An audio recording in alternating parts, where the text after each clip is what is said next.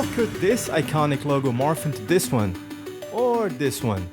We're gonna dive deep into this redesign journey, but first, we gotta talk about AC Milan's backstory, which began more than a century ago.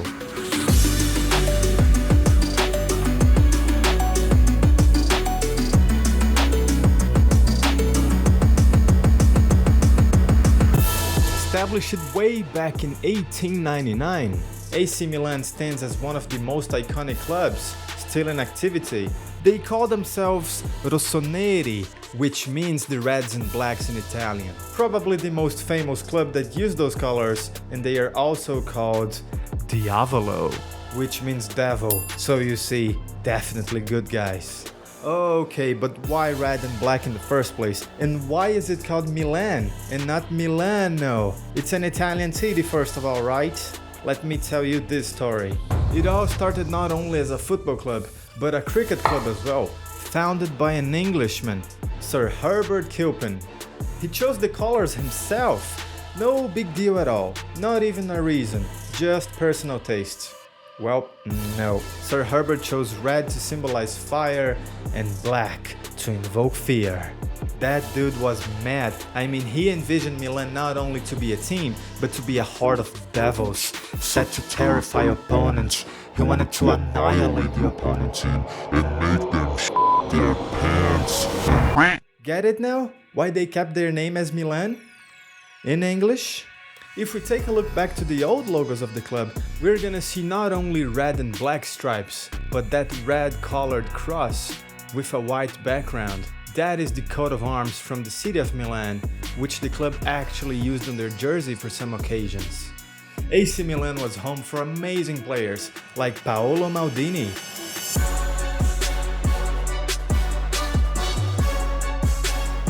Andrea Pirlo,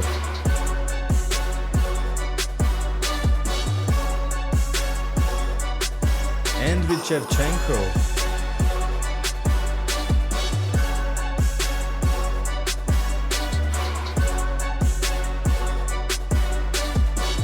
Kaká,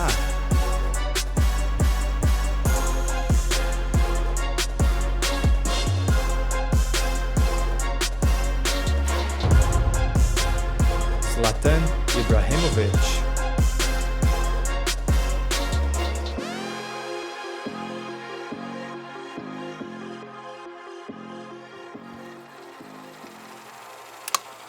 just to name a few, the list goes on and on. Okay, so now let's talk logo design.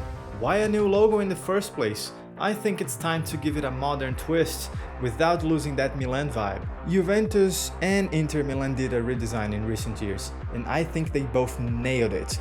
They now look up to date, future-proof, just awesome. We're gonna try that for AC Milan. Now let's fire up Photoshop, grab the brush tool, and start drawing. Let's go!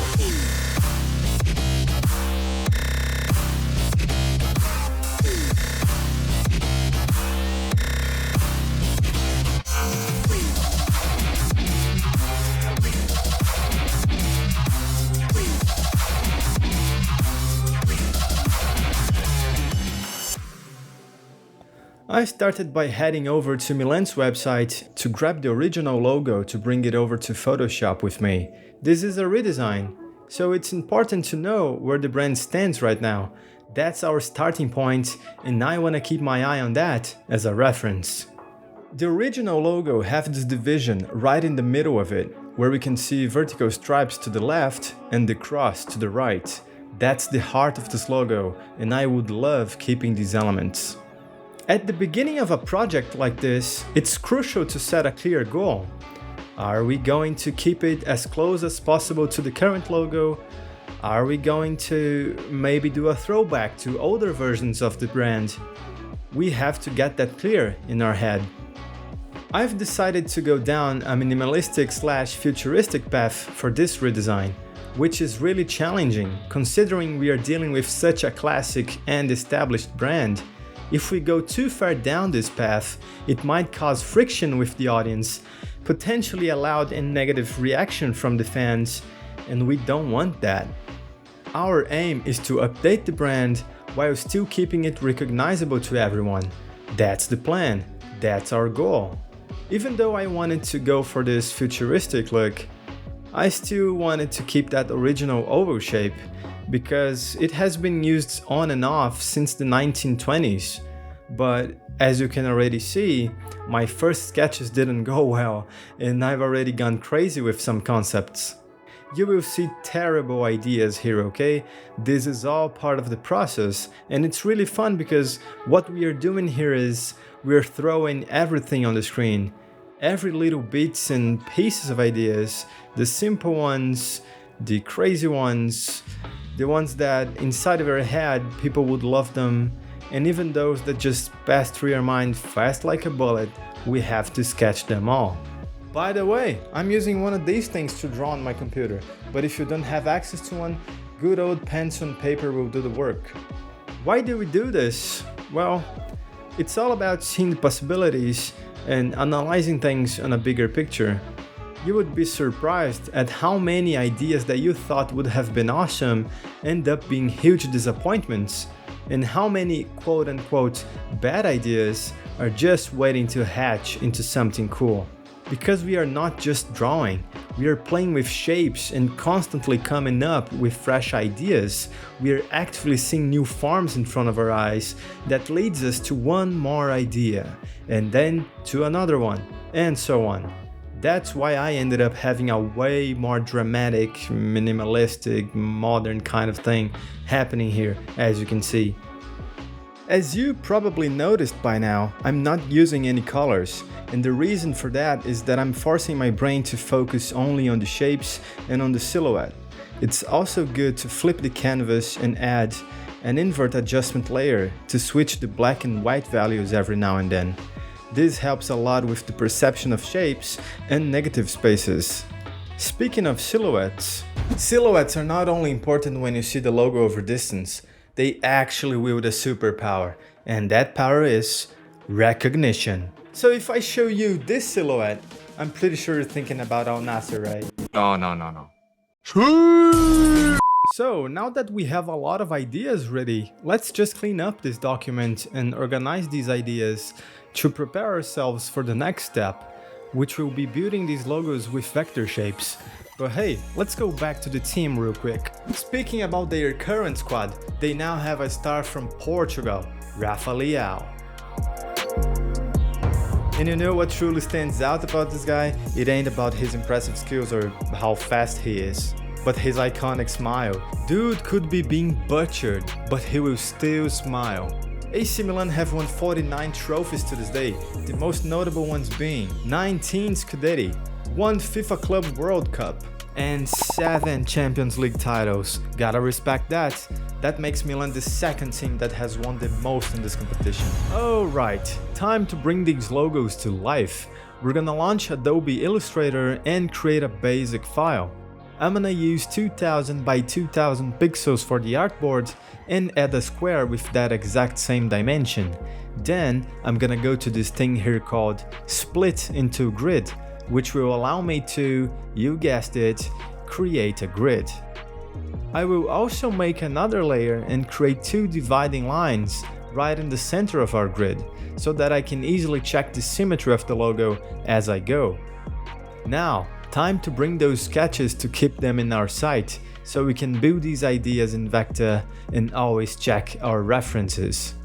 These logos are basically simple and straight forms. There are no organic like curves nor illustration elements, so it will be fairly simple to create them using a simple grid like this, and it will help us to achieve visual consistency. I've built all the concepts that I gathered from the sketching phase, one by one, a lot of times testing small changes here and there, as well as playing with the overall shape, seeing what could work and what could not. And I'm not gonna lie, I really dig this diamond-like shape for the shield. As I progressed with these now vectorized logos, I moved on to testing our colors.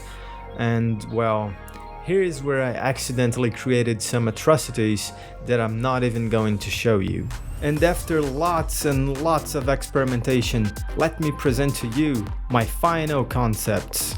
Concept number 1, kinda conservative, keeping the original elements and overall shape, but getting a lot cleaner.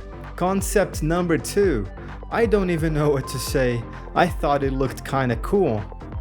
Concept number 3, the diamond. This idea came out when I was doodling the first concept, and I really dig it. It's got this very serious and strong feel to it with all of these straight lines. Concept number 4, very minimal, very modern-ish, super simple form, and absolutely the most aggressive one. Looks completely different from the original. I am by no means saying these are the only ways to get this done. This project was just a practice session and I was just having some fun. Which one would you choose? Let me know what you think in the comments. Now, to wrap this up, let's take a deep breath and observe each concept on its own.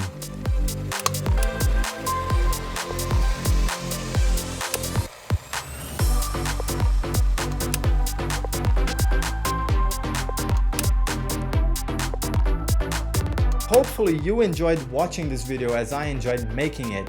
So if you did, please consider hitting the like button down below and subscribe for more art and design content. Since this is my very first video, I don't have any other one to recommend to you right now, so I'll just leave Raphael falling and smiling here. My name's Eddie, and I see you in the next video.